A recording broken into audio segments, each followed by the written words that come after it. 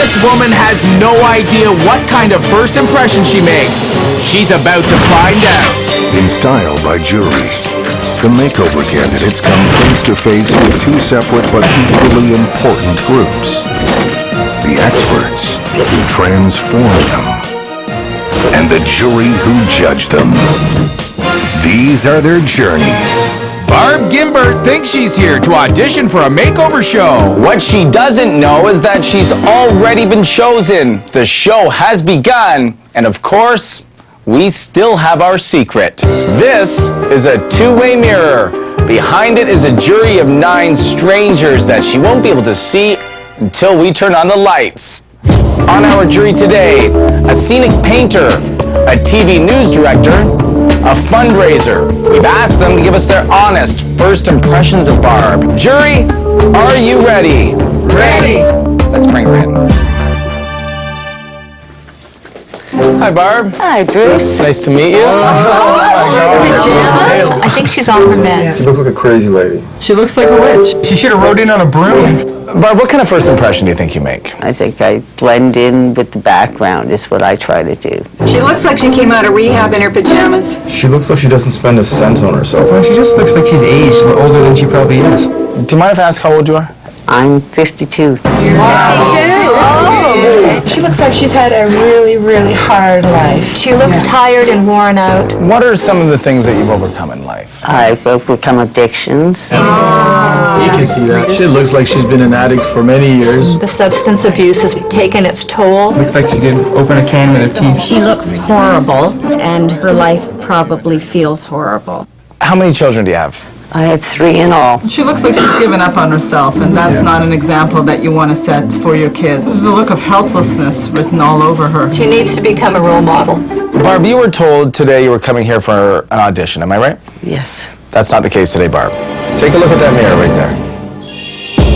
Oh my God. Barb, those people back there behind the two-way mirror, that is our jury. We've asked them to tell us what kind of first impression you make. Okay, here it is.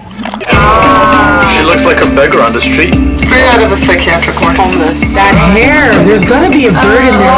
She looks like she doesn't spend a cent on herself. Looks like she could open a can with her teeth. I think she's hit rock bottom. The substance abuse has taken its toll. She looks like she's given up on herself, and that's not an example that you want to set for your kids. Barb, there you go. The jury has spoken. How do you feel? Overwhelmed a little bit. Barb, why do you want the makeover? I want to be a role model for my girls. I want them to have pride in themselves and to see me with pride in myself. You know something, Barb? We want the exact same thing. You're getting the makeover. Here. Move that hair off your face. Do you have some time for me? If you have some time, I have some amazing people waiting to meet you. They're going to work very, very closely with you. We'll bring you back. We'll put you in front of the jury again. Then we'll find out what kind of first impression you make. Thank you. Welcome to Style by Jury. Come here. Barb's makeover journey has begun. How do her kids cope with the way she dresses? We just pretend we don't know her. Has she given up on ever smiling again? I really thought this was it for the rest of my life. And why is Barb afraid to tell her children the truth? I don't want them to see me like that.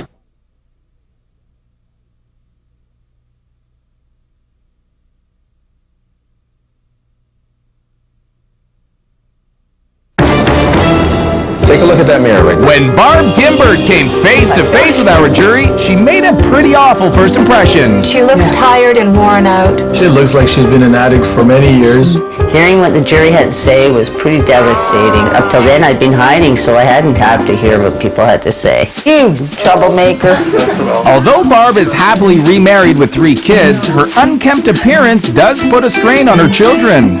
She has a really big heart. She's a really good person. It's just that I would never want to go anywhere with her because she looks horrible. Working in the back room of a greenhouse, Barb is still battling the lasting repercussions of a 15-year cocaine addiction, including a fake wax tooth. My addiction aged me totally. It takes away all your teeth. I'm no longer an outgoing person. Leaves you kind of broken in a way. Barb isn't just a victim of remorse. Her low self-esteem prevents her from being a role model to her kids. With me looking like this, of course they're embarrassed. I don't want their friends to make fun of them because their mother looks like the Wicked Witch of the West. She looks like she's given up on herself, and that's not an example that you want to set for your kids. Now Barb has 7 days to turn that first impression around. I didn't even think it was possible to change things. I really assumed I was doomed. Just the opportunity and chance to change things is something that I wouldn't have even dreamed of. So, Barb, you've been clean for quite a few years now, haven't you? Yeah, 16 years. The repercussions of it are still with me. To help Barb overcome the emotional wounds of her addiction, I took her to meet life coach Bruno LoGreco, who got her to open up. What are some of the side effects that have lingered throughout the years because of your addiction? I find that people still look at me like I'm addicted. You know, I can't even look in the mirror sometimes.